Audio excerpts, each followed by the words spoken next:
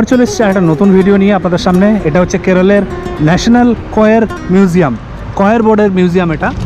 তো আমরা যাব ভিতর থেকে দেখব। এখানে টিকিট লাগে, টিকিটে হচ্ছে 70 টাকা লাগে, ক্যামেরার জন্য 50 টাকা, আর পার পার্সন 20 রুপিস। তো এই হচ্ছে টিকিট কাউন্টার, সামনে এখান থেকে টিকিট কাটবেন, এই টিকিট দেবে আপনাকে।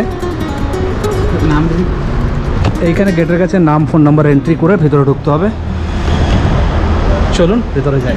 বিশ্বের একমাত্র কয়ের মিউজিয়াম। শুনতে হয়তো সাধারণ লাগছে যে একটা নারকেল ছোবড়া নিয়ে আবার কি মিউজিয়াম। সব নারকেলের ছোবড়া দিয়ে তৈরি। গণপতি বাপ্পা মোরেয়া, গণপতি ইঁদুর দেখুন, এটা হচ্ছে নারকেলের ছোবড়ায় তৈরি। হাতিটাও সামনে নারকেলের ছোবড়ায় তৈরি, সব হ্যান্ডমেড। এটাও নারকেলের ছোবড়ায় তৈরি। কিন্তু বিশ্বাস করুন, এই নারকেল ছোবড়া বা কয়ের ফাইবারই একসময় হাজার হাজার মানুষের জীবিকার ভিত্তি তৈরি করেছিল। বিদেশে রপ্তানি হয়ে ভারতের নাম পৌঁছে দিয়েছিল বিশ্বের নানা দেশে। এগুলো সব নারকেলের ছোবড়ায় তৈরি, দেখুন কাছ থেকে দেখাচ্ছে।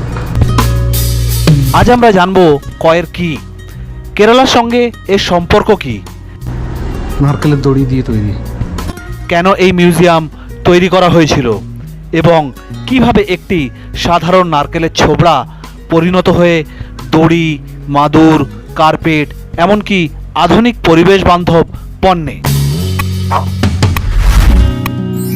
এই ইন্টারন্যাশনাল কয়ের মিউজিয়াম প্রতিষ্ঠা করেছে কয়ের বোর্ড অফ ইন্ডিয়া 2014 সালে কেরালার কালাভুরে এলাপুজে। আমরা প্রথমে একটু জেনে নিই যে এই কয়ের কি। নারকেলের বাইরের শক্ত ছোবড়া থেকে যে তন্তু বা ফাইবার পাওয়া যায় সেটাই কয়ের।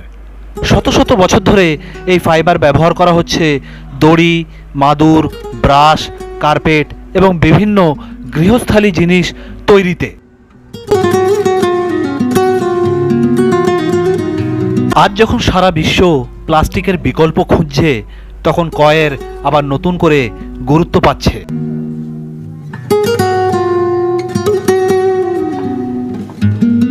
এই ইন্টারন্যাশনাল কয়ের মিউজিয়ামে এই ঐতিহ্যবাহী পদ্ধতির বিস্তারিত প্রদর্শন রয়েছে। আজকের আধুনিক প্রযুক্তির যুগে এই দৃশ্যগুলো দেখে বোঝা যায় যে একসময় কত পরিশ্রমের মাধ্যমে এই শিল্প গড়ে উঠেছিল।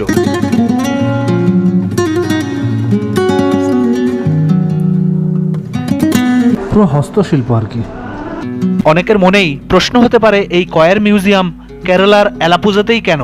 1859 সালে জেমস ড্র্যাগ নামে একজন উদ্যোক্তা প্রথম এখানে কয়ের উৎপাদন ও রপ্তানির কাজ শুরু করে। এরপর এলাপুজা আন্তর্জাতিক বাজারে কয়ের মিউজিয়ামের প্রাণকেন্দ্র হয়ে ওঠে। এটা হচ্ছে মেশিনারি ডিপার্টমেন্টের।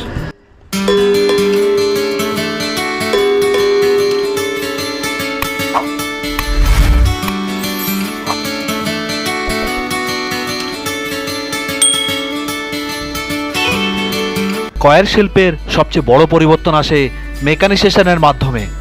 যে কাজ আগে বহু শ্রমিক মিলে করতেন, সেই কাজ পরে মেশিনের সাহায্যে দ্রুত ও বড় পরিসরে করা সম্ভব হয়।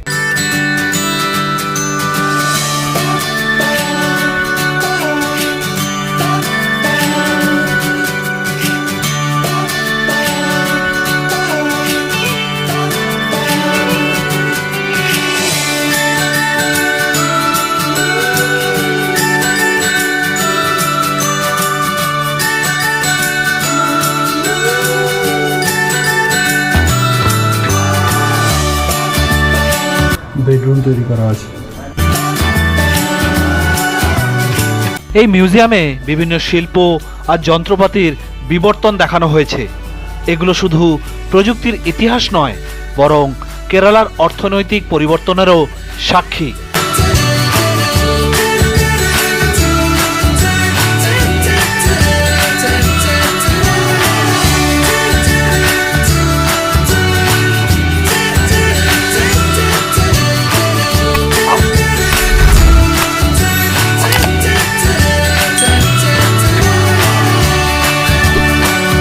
আমাদের চটকলে যেমন তাঁতের মেশিন থাকে না, সেরকম সব মেশিন রয়েছে এখানে।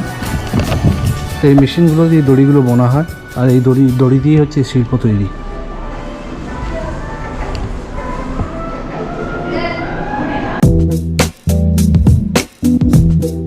আপনারা দেখতে পাচ্ছেন এই পুরনো যন্ত্রগুলো শুধু লোহা আর কাঠের তৈরি মেশিন নয়, এগুলো কেরালার হাজার হাজার শ্রমিক পরিবারের জীবিকার ইতিহাস বহন করছে। একসময় এই মেশিনগুলোর শব্দে মুখর থাকতো অ্যালাপুজার অসংখ্য কয়ার ফ্যাক্টরি। পাটের মতন দড়ির বান্ডিল হয়ে রয়েছে।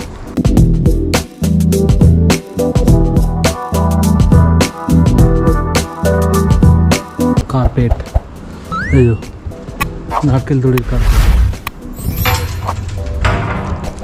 এই যে কার্পেট।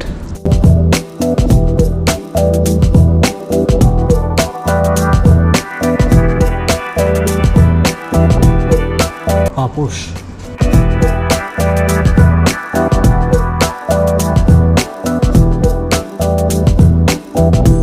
সেই সময় তৈরি coir rope, coir mat, coir carpet এবং অন্যান্য পণ্য ইউরোপ, আমেরিকা এবং বিশ্বের বিভিন্ন দেশে রপ্তানি করা হতো।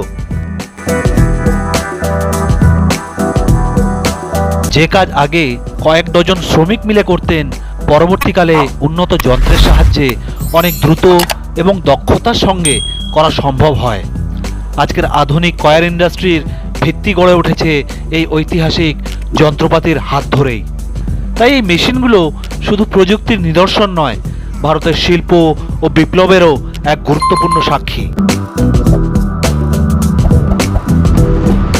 তাহলে বন্ধুরা, কেমন লাগলো আপনাদের এই মিউজিয়াম দেখতে? ভালো লাগলে অবশ্যই লাইক শেয়ার করতে ভুলবেন না। চ্যানেলে নতুন হলে চ্যানেলটাকে সাবস্ক্রাইব করে রাখতে একদম ভুলবেন না। যে বন্ধুরা ফেসবুকে দেখছেন, আপনাদের কাছে অনুরোধ, যদি ভিডিওগুলো ভালো লাগে তাহলে অবশ্যই ভিডিওগুলোকে একটা লাইক দিয়ে ফেসবুক পেজটাকে ফলো করে নিতে একদম ভুলবেন না। তাহলে আবার দেখা হচ্ছে নেক্সট এপিসোডে নতুন ব্লগের সাথে। ততক্ষণ পর্যন্ত ভালো থাকবেন, সুস্থ থাকবেন আর হাসতে থাকবেন। টাটা, বাই বাই, শব্বা খায়ার।